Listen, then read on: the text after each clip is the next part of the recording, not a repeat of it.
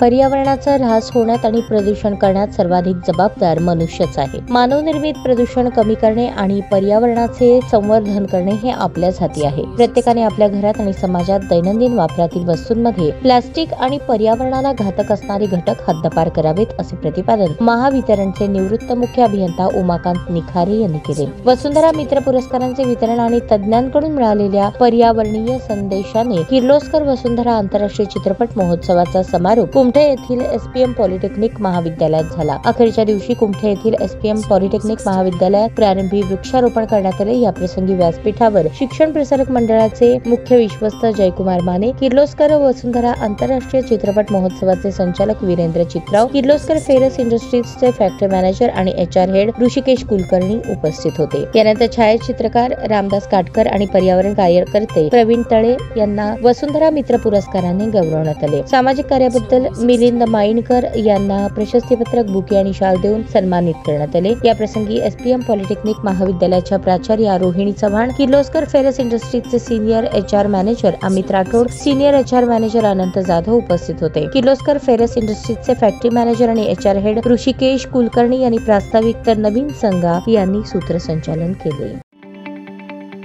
ताज्या बातम्या पाहण्यासाठी प्राईम महाराष्ट्र न्यूज चॅनलला सबस्क्राईब करा।